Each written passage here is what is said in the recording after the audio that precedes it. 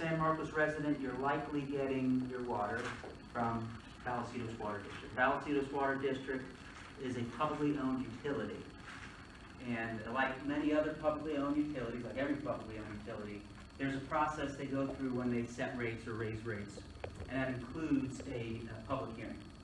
So, and at this public hearing, staff gives a presentation on the rates.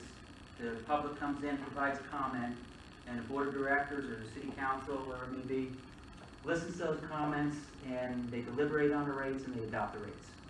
And that's how that works. The staff, when they do their presentation, they always give a survey. How do our rates compare with everybody else's rates? It's good information to know, right? The last one that Vallecito's did was 2017, when we raised rates in 2017. And this is how it looked. And you're going to say, VWD, Vallecito's Water District, hey, they're the lowest rates. Tom, why did you drag us over here when there is no issue with the rates?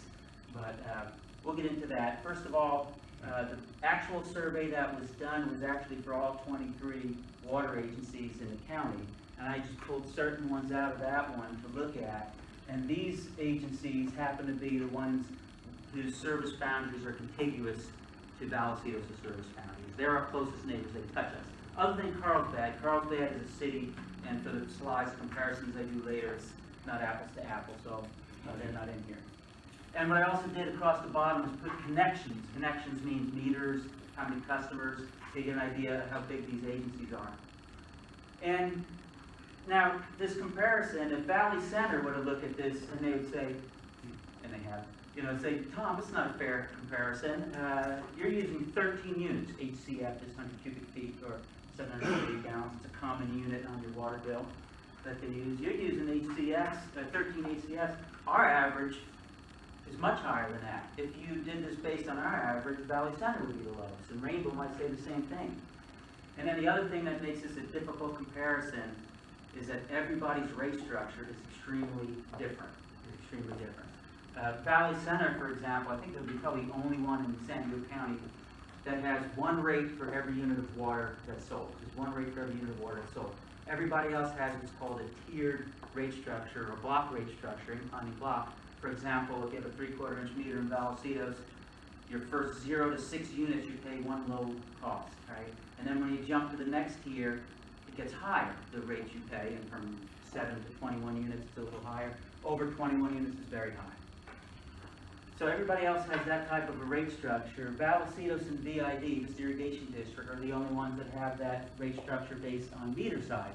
So the bigger the meter, the wider those bands of tiers and blocks are. Everybody else does it by customer type. So Rainbow, Rincon, and the Liebenhain have a tier structure where if you're residential, you have one tier structure. If you're commercial, you have another tier structure. If you're ag, you have a different tier structure. It's very complex.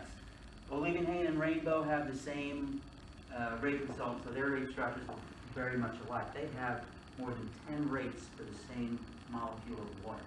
Not a very fair, very hard to get a fair presentation of what your rates actually are.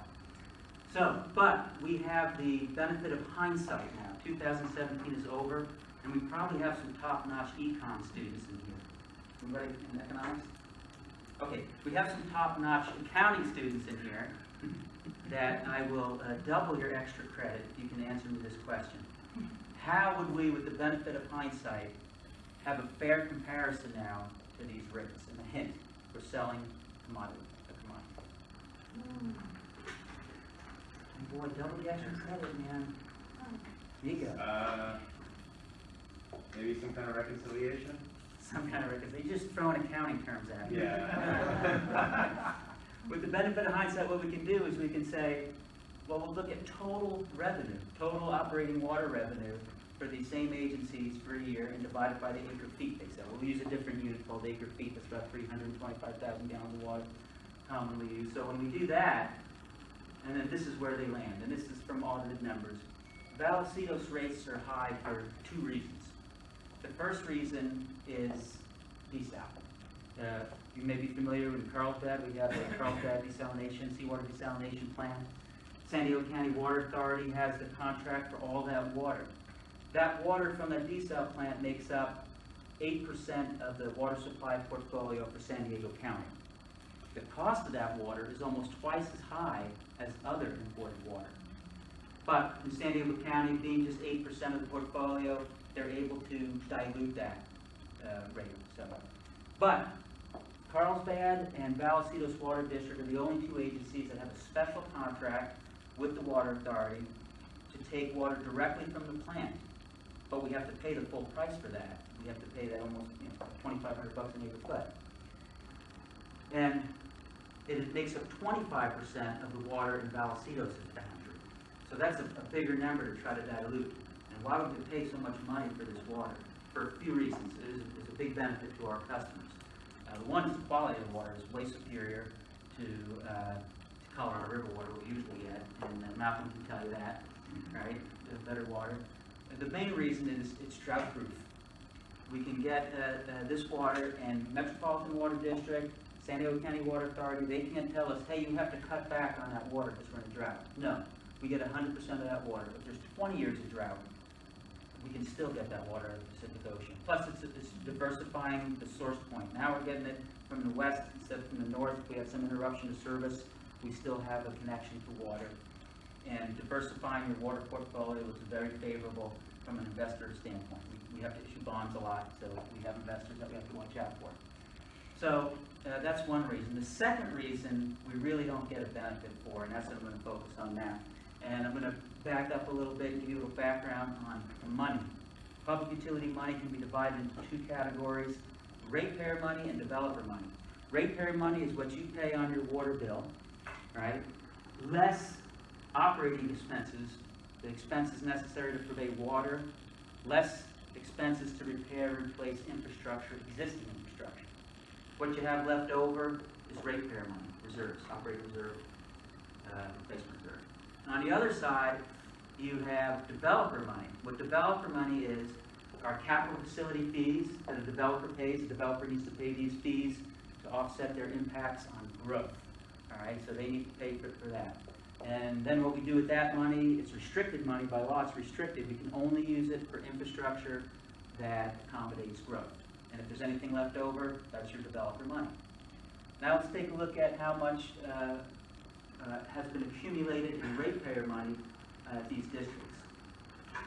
Vallecito's Water District has accumulated $84.4 million in ratepayer money. That's more than any other district in San Diego County. Now, a prudent board would take a look at this and they'd cap off an amount and say that's rate stabilization fund. Very common to have rate stabilization money. And what they would do with that money, they'd say, instead of raising rates, we'll keep rates low or maybe even reduce rates, and the increase in operating costs coming up will pay for that with this money since it's so excessive.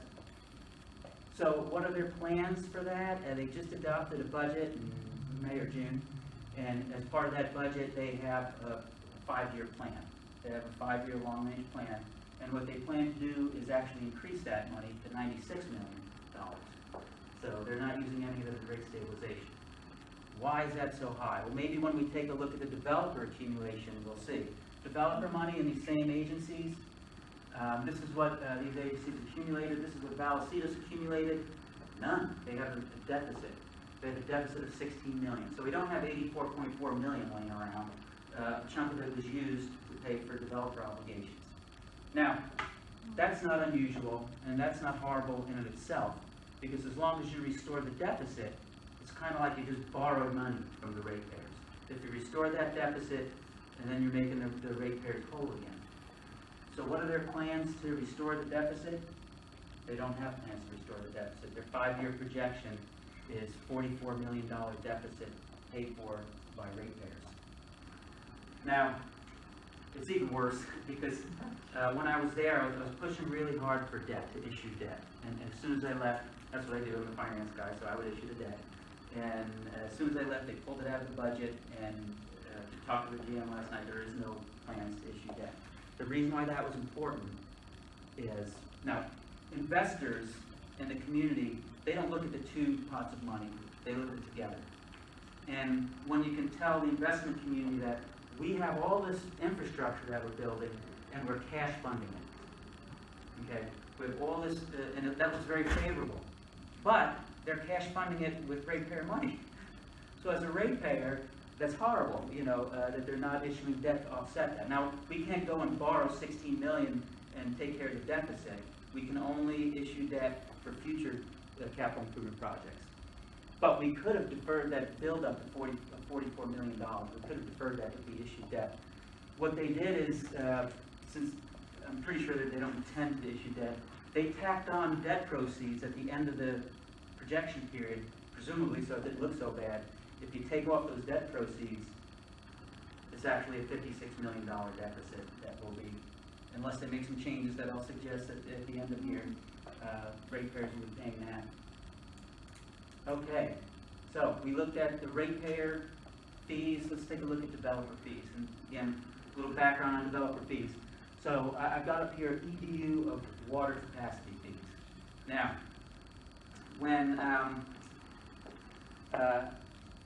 I keep mentioning publicly owned utility, and that's at striker, right? Publicly owned. Wow, the public owns us. If you pay rates in San Marcos, you actually own a piece of the district, right?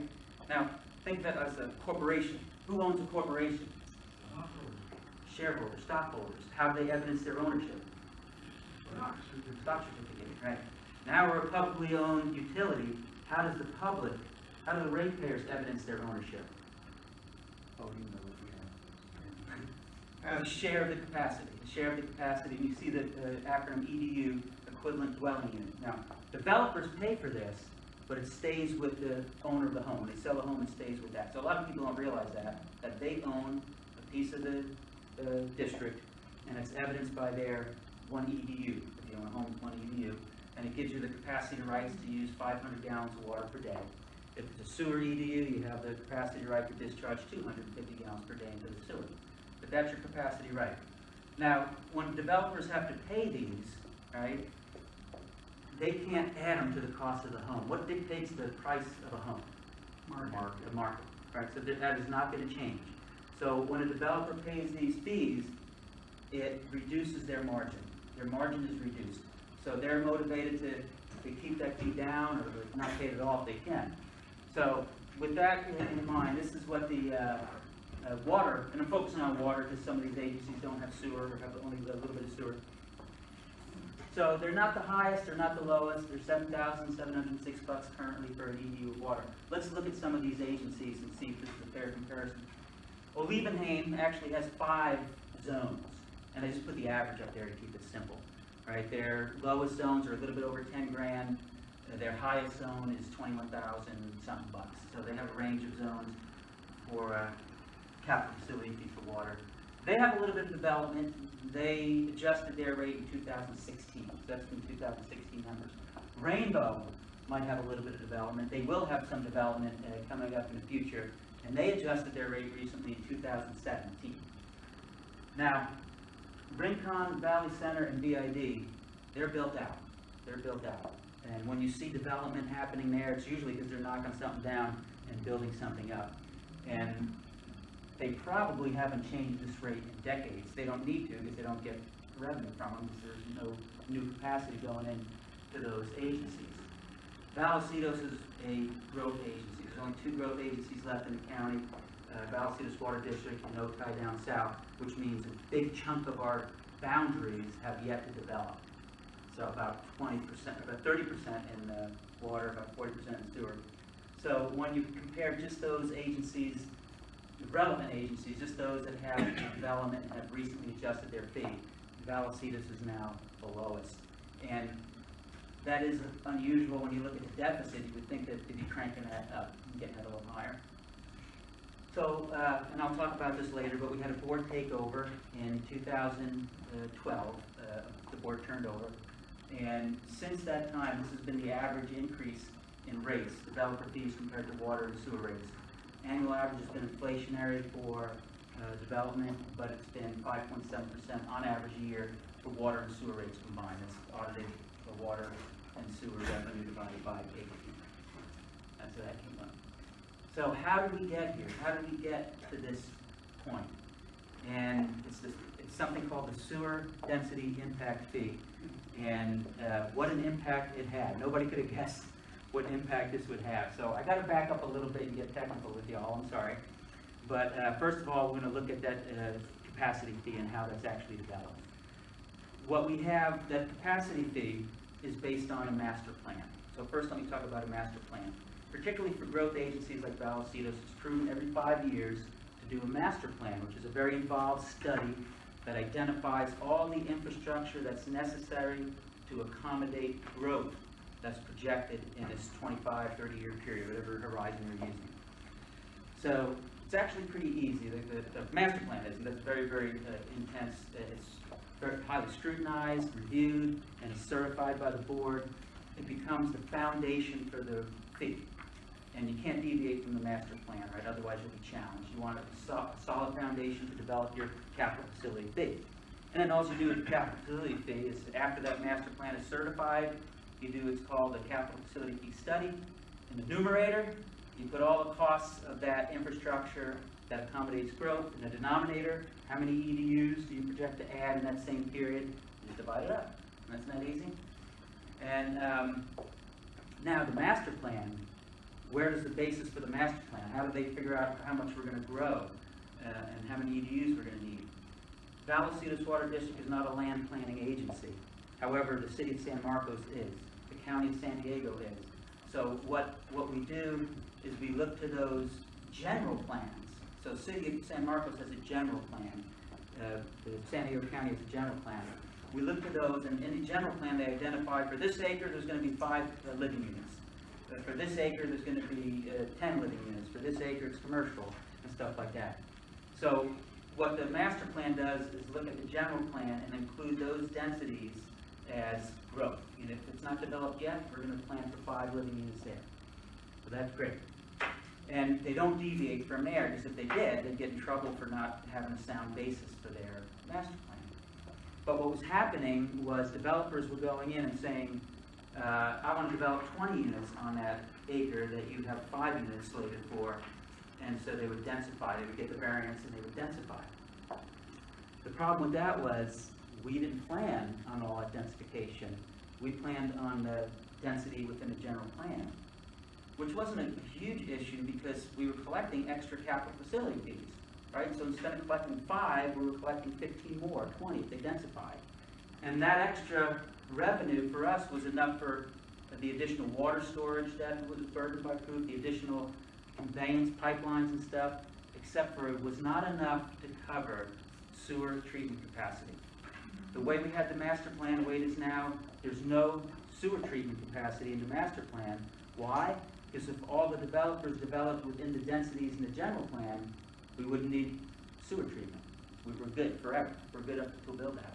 But because they were densifying, now we've got to, in the future, go get density. And we were missing this in the rate. It wasn't in the rate. So what we did, we hired a consultant, and I'm going to put this on the board. You don't have to memorize this. I'm not going to quiz you. But this is to show you, we did just a summary of the calculation we did. We looked towards the Encino Wastewater Authority, which is a big regional plant, and we said, well, what did it cost to develop when we expanded that plant? How much did it cost for infrastructure assets that treated water by the gallon? So we used it by the gallon. What's the cost per gallon to develop Encino Wastewater Authority? And it's conservative, right? This is a big regional plant, so economies of scale. If Valicitos had to do this, it's going to be more than that. We don't have that economy of scale, that big amount. So it was a fair amount. We gave credit for other fees they were paying. And the BIA, the Building Industry Association, the representative they had at the time said, I like this, this is good. The reason why this is good is because it only burdens those developers that are driving the need for this extra sewer treatment capacity. And those developers that are developing within, or those units that develop within the plan density and general plans, they're not burdened with it. That BIA representative was gone shortly after that, and the development community just did not want to pay this fee. So they put together a slate of candidates that unseated the incumbents, and then so that's what I refer to as the takeover. It started, they were seated in December of 2012, and the very first meeting after that, January of 2013, we had a developer that was most impacted come to the board and say, and ask for an accommodation for this fee. I can't tell you what the accommodation is because two weeks after this, middle of January, they had a closed session meeting. What a closed session meeting means is the public can't attend those meetings. And because of the California Brown Act, the Ralph M. Brown Act, I still can't, even though I don't work there anymore. It's a violation of the California Constitution for me to tell you what transpired at that closed session meeting. I can't tell you that. What I can tell you is 2 years after that, another developer came in and he disclosed in open session what happened at that meeting. So that I can tell you. And what the accommodation was 800 to 1,000 units to develop free of the sewer density impact fee that we adopted in 2012. It was an accommodation from $2.5 million to $3.2 million. And I can tell you that, but I couldn't tell you if that developer didn't come and disclose that, the public would never know. Now, there's many other things that happened that was the cause of it, and I'm going to use a timeline to kind of go over what happened. So back in the old days, I go all the way to 2005, 2006, we had a housing boom. Times were great. We had plenty of money. We had $50 million in ratepayer money. That was a good, healthy reserve, operating reserve, replacement reserve. We had like $30 million in developer money, so we had enough money to pay for what was needed to develop. But then what happened? We had a recession, followed by a drought, and things started to slide. I don't know if you remember, but at that time, the Yangtze River project in China was driving up costs of concrete, asphalt, and steel. Construction costs went through the roof. In San Marcos, development slowed down to a trickle. Everywhere else it stopped completely. But here it slowed down. But we were committed to building these big projects. So what happened? The red line, the developer money slid, and we even touched zero. We were about to go into a deficit situation. Ratepayer money dropped below our reserve targets. And so it was a little scary. So what I did is I embraced a strategy endorsed by GFOA, Government Finance Officers Association. It was called Bridging, Reforming, and Transforming. So we did at that point, bridging means bridge the gap. You have to do what is ever necessary to overcome this valley, this gap. So and it's stuff you wouldn't do on a long term, but you have to do it now. We cut costs, we deferred capital projects, we had a hiring freeze, and when the MOU came up for employment, we negotiated 17% cut in benefits, with 17% cut overall to compensation. So we did what we needed to do, and we were bouncing back. And then we adopted the density impact fee that I talked about, and then things changed. Then the board turned over, and that's when you start to see the deficit accelerate. The board turned over, we had the one developer came in, gave me the accommodation. Across the bottom, I don't know if you can see this, but water capital facility fee, I'm just kind of noting what the cap fee was for each of those years, what the sewer capital facility fee was for those years, and then the density impact fee. Notice the sewer fee is lower because we carved out the sewer treatment and only the people densifying were paying that. A year after the accommodation, we had developers come in and say, we're having to pay our capital facility fees at the inception of the project. Then we have to wait 6 months, a year, maybe 2 years if the economy's bad before we sell a home and recover those costs. And I agree, that's not fair that they have to put out all that money and wait. So they asked to change the due date to right before occupancy. In other words, occupancy is when they're selling the home.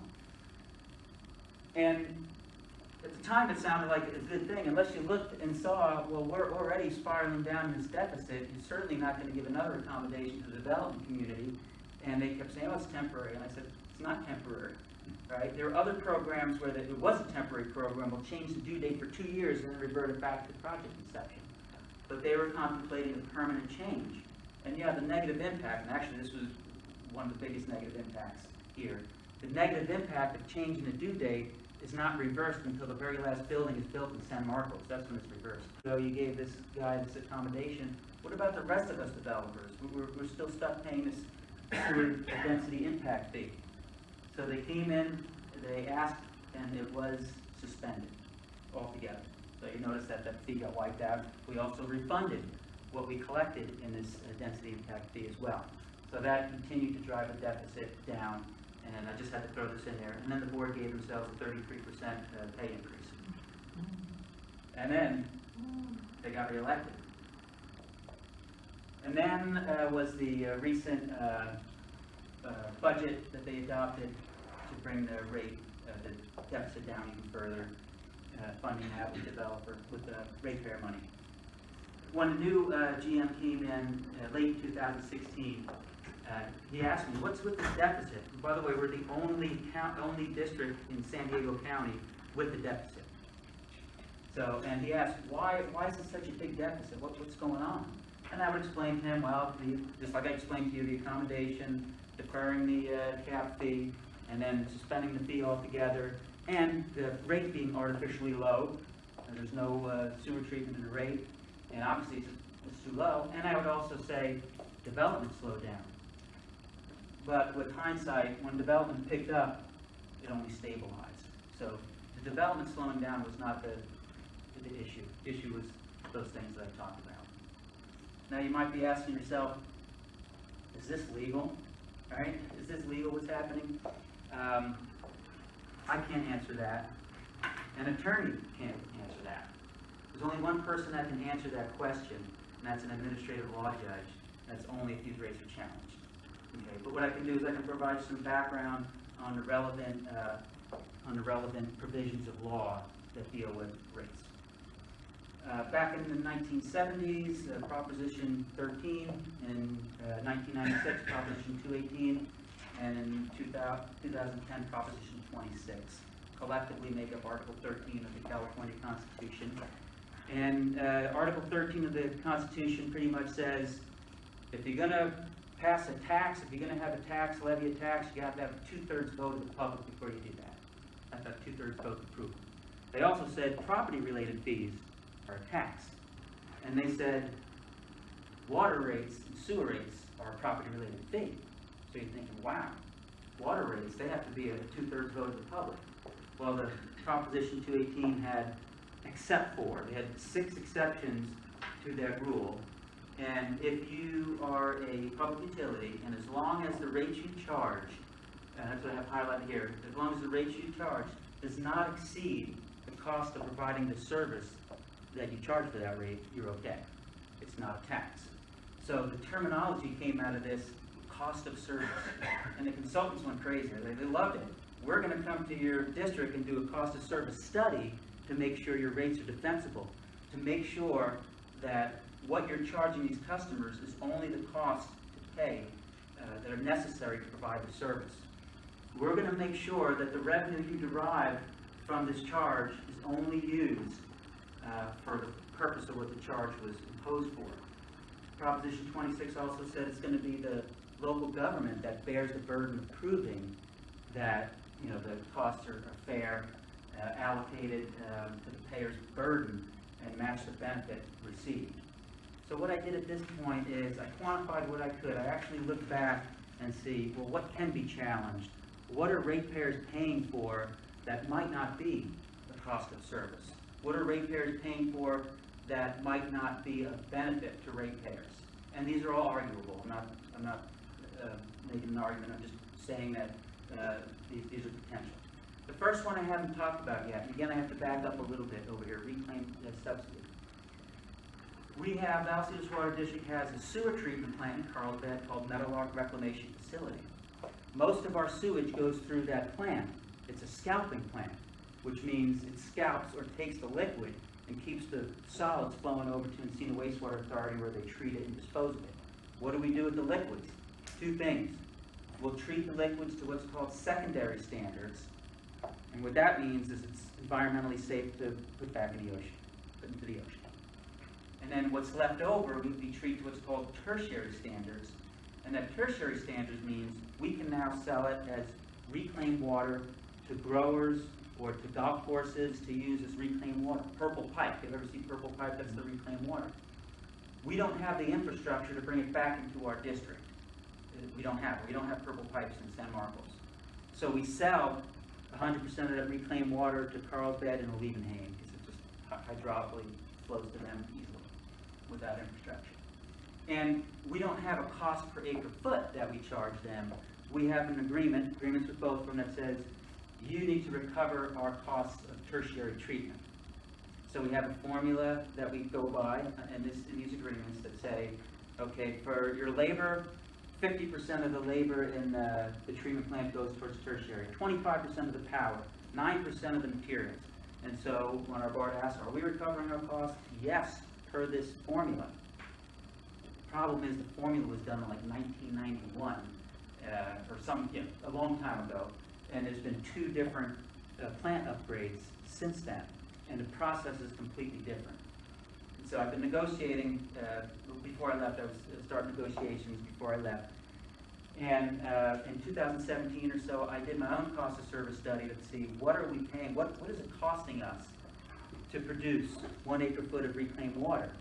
And at the time, rough estimate, I didn't smooth out the power portion yet, but it was $1,317 an acre-foot is what I calculated. That's an extremely rough estimate. It was not published anywhere. But we can't collect $1,317 an acre-foot from Carlsbad or Liebenhain because they can buy potable water for $1,309 an acre-foot from San Diego County Water Authority. That doesn't include their fixed charges, but it's close enough to say we can't induce them to pay that. But what we can do is negotiate the contract to narrow it down. And I do have a slide here. This is based on, again, on audited numbers, divided by the acre feet that we've supplied them. So the red line is what we recover. The blue line, I don't know, it's a rough estimate, so it's just up there for illustration purposes. The 1,317 and 2,000, that was based on 2018 budgeted numbers, discounted back 3%. The area in between these lines is the subsidy that ratepayers are paying for that reclaimed water, and you can argue there's no benefit to them. So the rest of them are mostly that $16 million deficit, and I broke it down. I actually went and quantified what that $16 million is. Most of it is from debt repayment. So we debt financed the 2 big, 33 million gallon and 40 million gallon pre-stressed concrete tanks that are buried in Twin Oaks.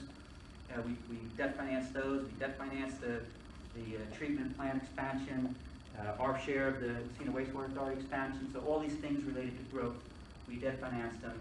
But there's no development money. So who's been paying the debt? Ratepayers have been paying the debt.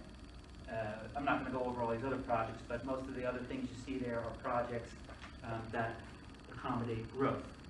Now, the argument would be that, well, ratepayers we're going to pay back ratepayers when we restore the deficit. We're paying back ratepayers. So, is it their intention to restore the deficit? So that's the question. I put a couple other things on here. They're not big things. Oh, it's cut off. Oh, we'll get to it later. But a couple of things here, they're not big things. SNEDEC, San Diego North Economic Development Council, is an organization. I'm sure it's a wonderful organization, but we're the only district around that is an approved membership. So what that means is we have a list of approved organizations, and if it's an approved organization, a board member can go to any of those meetings and get a per diem. And it sticks out like a sore thumb because it's AWWA, Association of Water Works, ACWA, Association of California Water Agencies. There's all these water agencies, and then we have SNEDEC. I'm sure it's a great organization, but we pay membership, and we pay 4 board members to go to their business meeting. I think once every 2 months or once every 3 months at a business meeting. Most entities it's really a networking group. Most entities that belong will send 1 representative. We send 4, and so we pay 4 per diems for this meeting. If you go to their website, it's a wonderful organization, not any organization. Their mission right there is to grow San Diego County. So the question is growing San Diego County a cost of service? Is it providing you water if you're an existing customer? If I did a control find on each page of their website, and I couldn't find the word water anywhere. I found it on one page, the word water was included in the title of 2 companies that they referenced.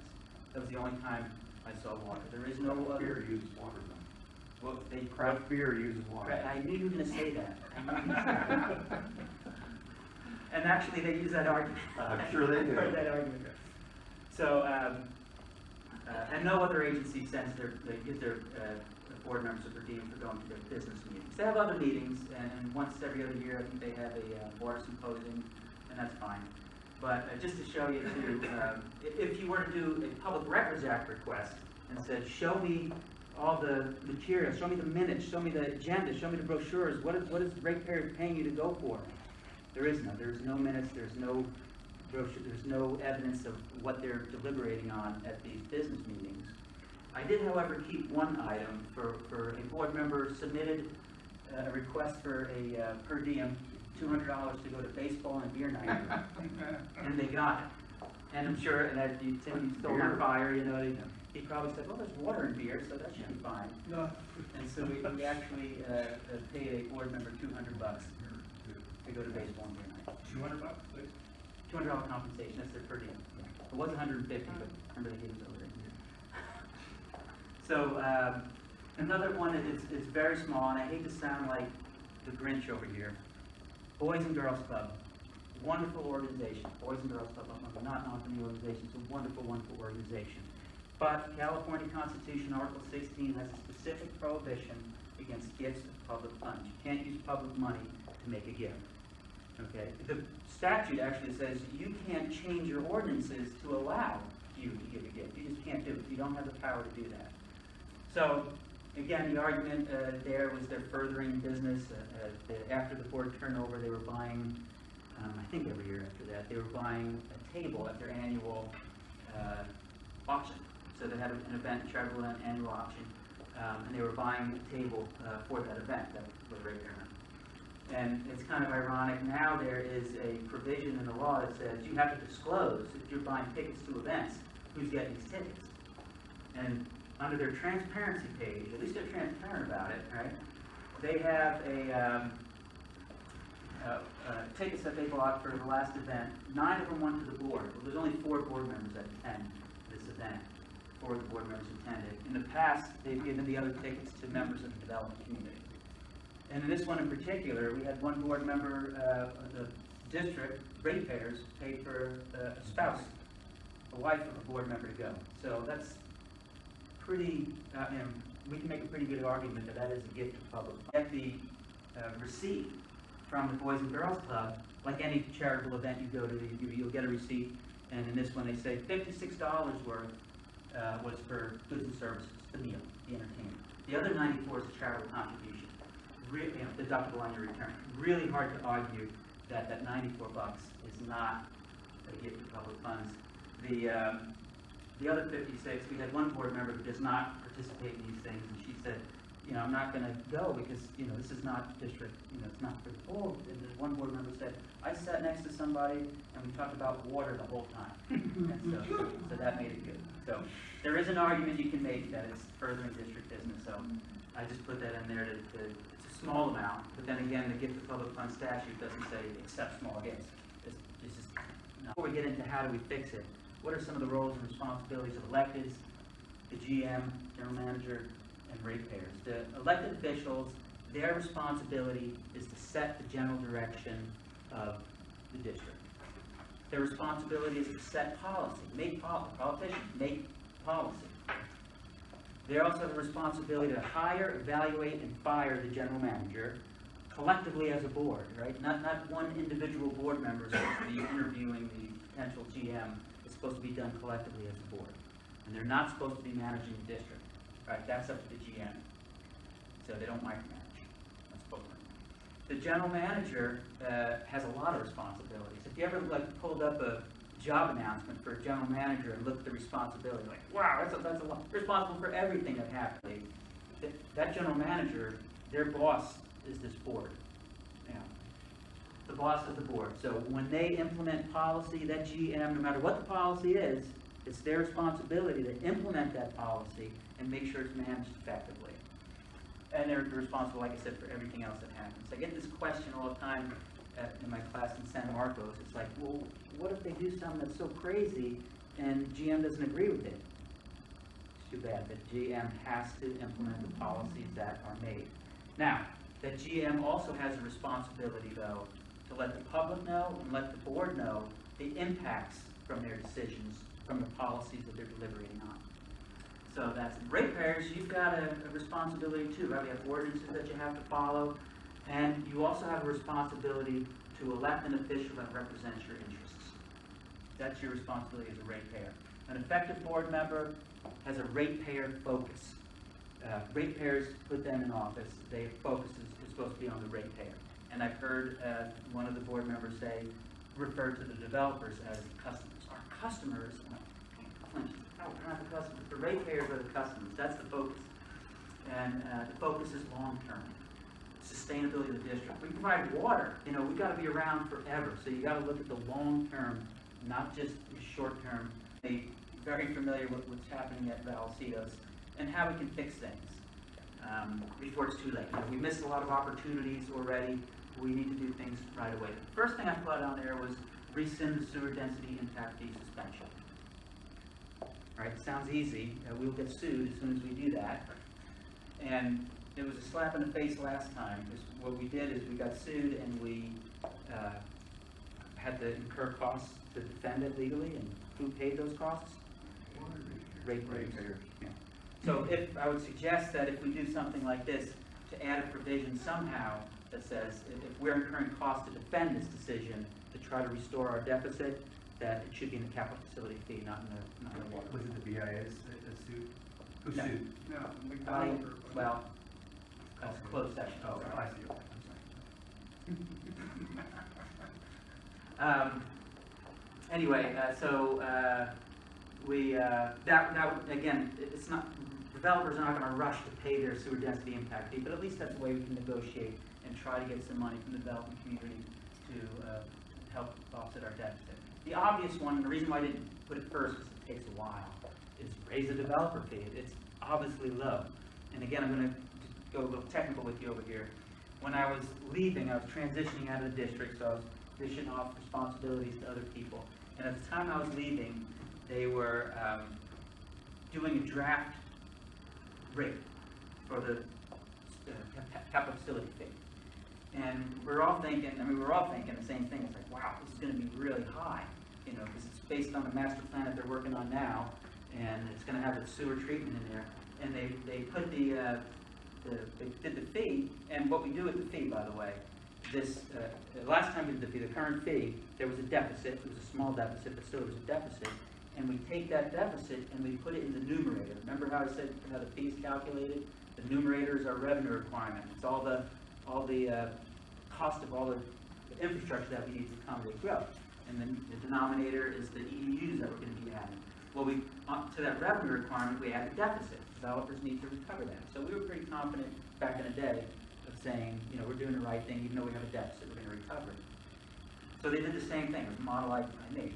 So the new guy put the $16 million deficit in the numerator, and he said, oh my gosh, it's still the same. It didn't go up. I said, well, that's because you're recovering a $16 million over a 25-year period.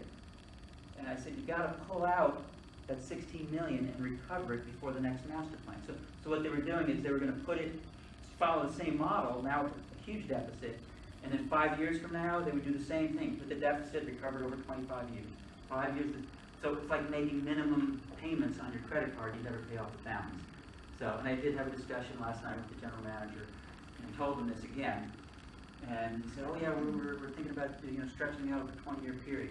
20 years, you got to do a 5-year period. You got to pay it off before the next one. But, well, that wouldn't be fair to developers because that would be a huge increase. And I said, it wasn't too fair to ratepayers these last few years. Does that modeling include a future deficit or another draft, or is it just what assumptions do they make when they're talking about payment over time?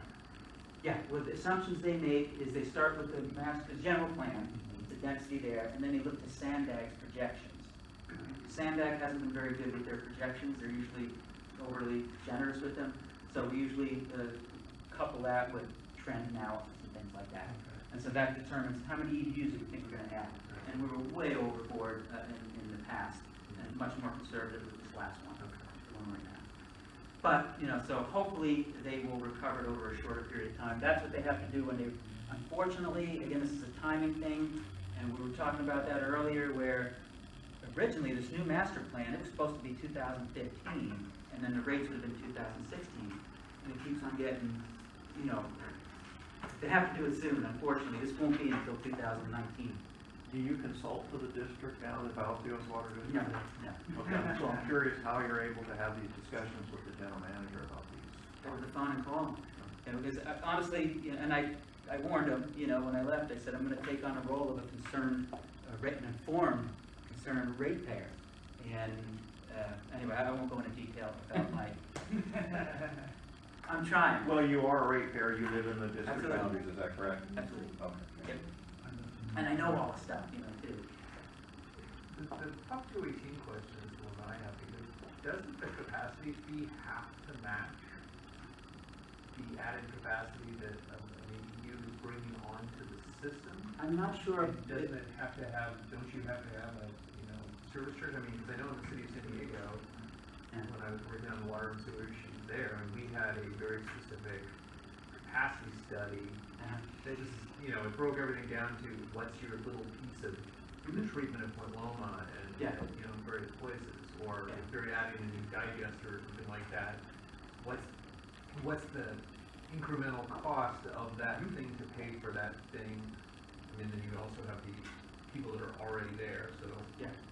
Well, let me make one disclaimer. I'm not an attorney. I know a few good ones though. But for rates, it's pretty much 218. For capacity fee, it's Mitigation Fee Act. We look to a lot, for that. And there are 3 methods to do capital facility fee, and that could be coming into play with what you're talking about. The method that we use, because we're a growth agency, and it's probably different in San Diego because they're not a growth area, but we use what's called the growth method, or the incremental method. Are they using the incremental method? I don't know.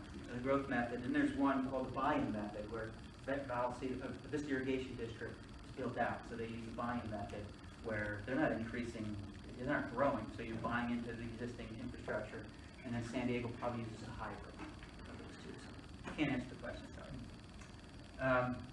But anyway, the big thing too, and again, there is no, how can I say this, there's no high-level finance people there anymore. The board, there's no finance people on the board, the GM's an engineer. They don't necessarily understand the importance of issuing bonds. And a little class over here, a little bit on issuing bonds. We're a public utility. We're building stuff that's going to last 50 years, 100 years. It is okay to issue bonds to finance them, something called intergenerational equity. Is it fair to burden our current ratepayers with these huge cash outflows? No. If we debt finance, it stretches the burden out over generations that will be paying for this. And it looks good, and if we could, we would cash fund. It looks way better in the investment world. But, and I think I mentioned this already, I don't know if I mentioned this, but it looks great to say we're cash funding this infrastructure. Yeah, it's our cash. It's ratepayer cash funding a developer obligation, so that's not good. And the debt is necessary to curtail that acceleration in the deficit. So that's a necessary thing. They have to issue debt, and unfortunately, they don't have a plan to. I was that close to doing it before I left.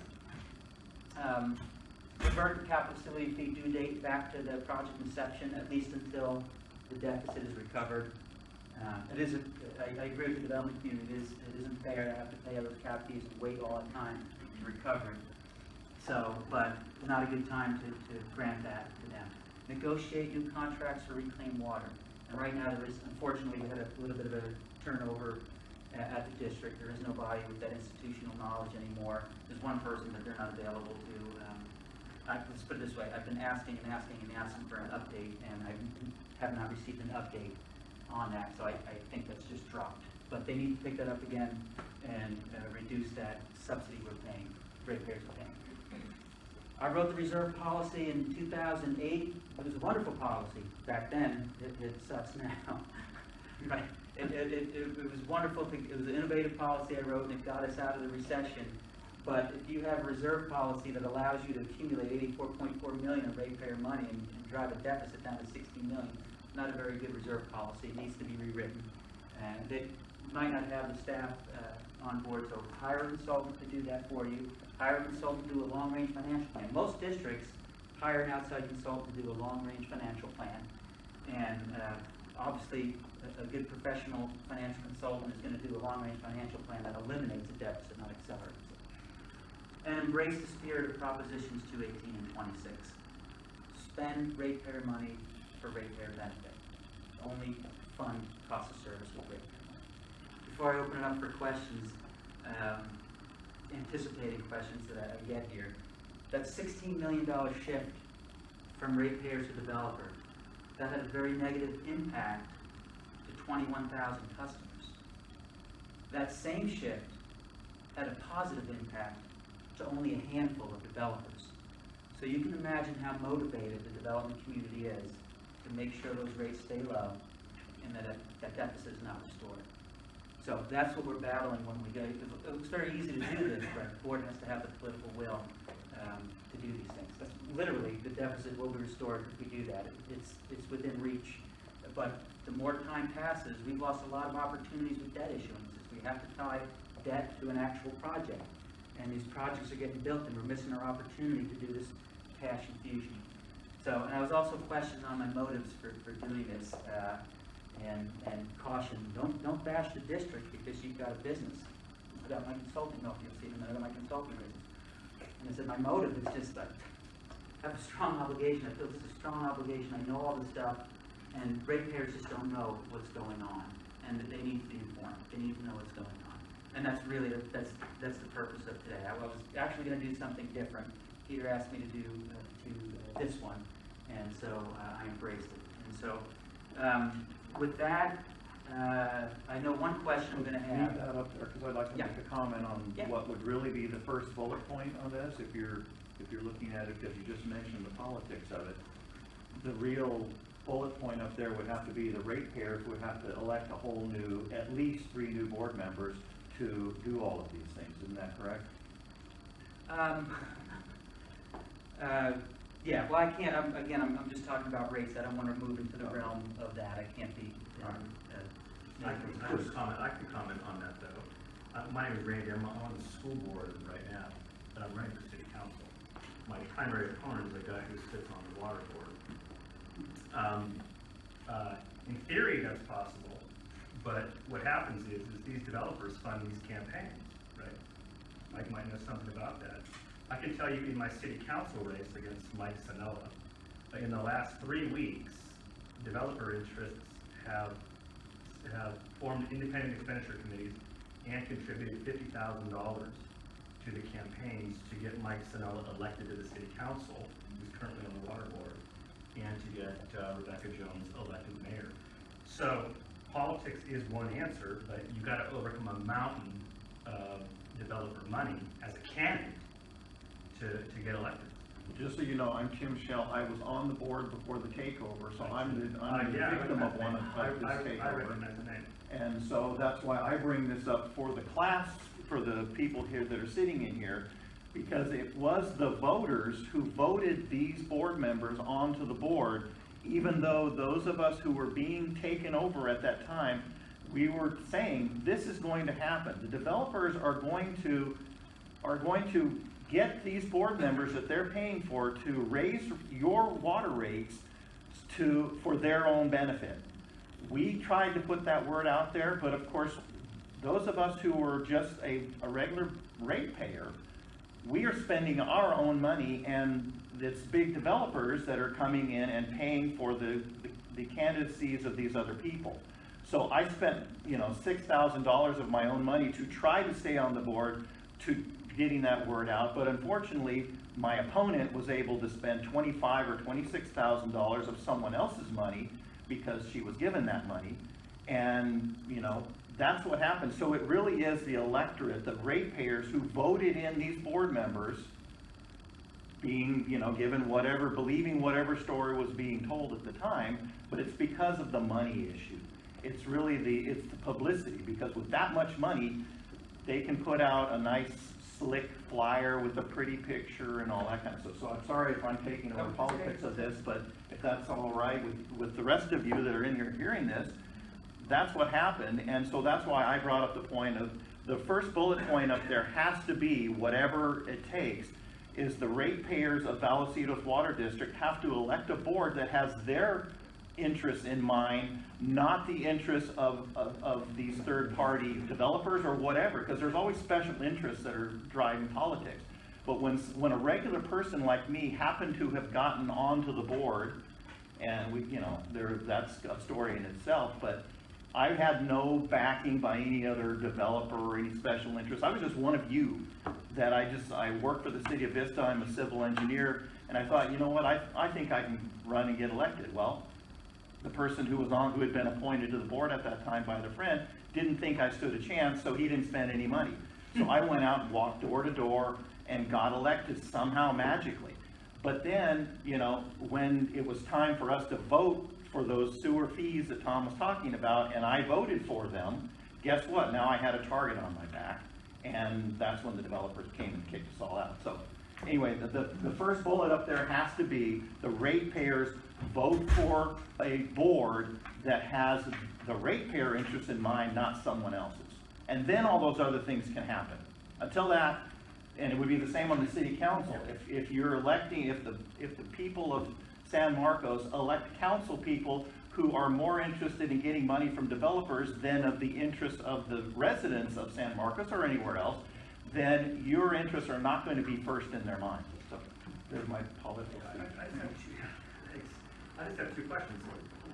You said at the moment there isn't the political will or the expertise to fix it, as you say. That might be an editorial, I should do. Okay. Well, okay. Generally speaking, what happens if it doesn't get fixed in a couple I minutes? knew you were gonna say that, I'm glad I got that, because that's where I was gonna go now, you know, one of the things, John, you gonna comment? No. Oh, one of the things, and that's always a question, well, what if it doesn't happen, if it's 2 years out, you know, before the next election? We just had an election, but the 2 board members ran unopposed, so they're in, so it's another 2 years before we can make a change there. But if this doesn't happen, the next event is in June or July of next year is when they're gonna raise rates. And as part of the 218 process, the district will send out, unless they, you know, give them the benefit of the doubt, maybe they won't raise rates, maybe they'll keep them the same because of the buildup in the funds, so that's possible.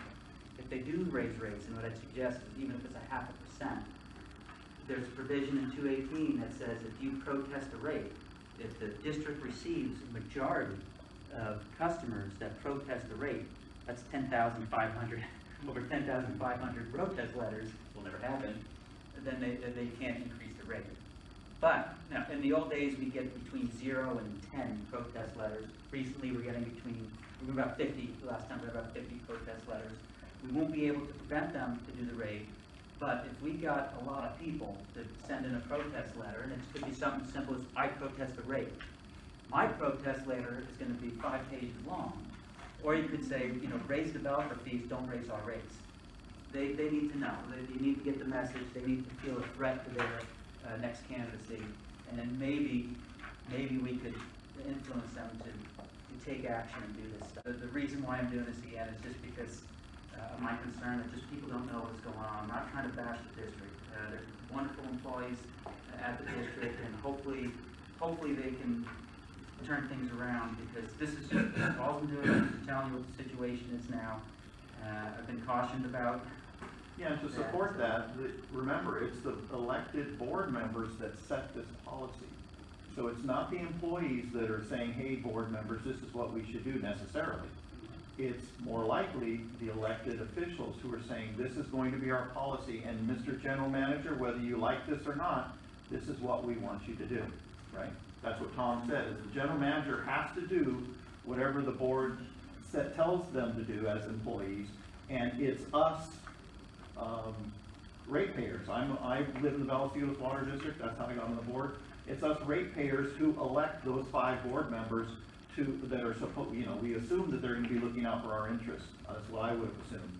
But, you know, it's up to us to do that. And I'm trying to, Sorry about that, Tom. this is the state of the water, and not so political, but in that vein, you know, everybody says, you gotta get the vote out. If you don't vote, you don't have a voice. You know, I have an expression, if you don't know, don't vote. And you don't know by just looking at somebody's campaign statement or saying, this person got the Democratic Party endorsement or the Republican Party endorsement. What does it take to get a party endorsement? Money. So, unless you know, just don't vote. I hate to say it that way, but from experience I know, if you don't know, don't vote.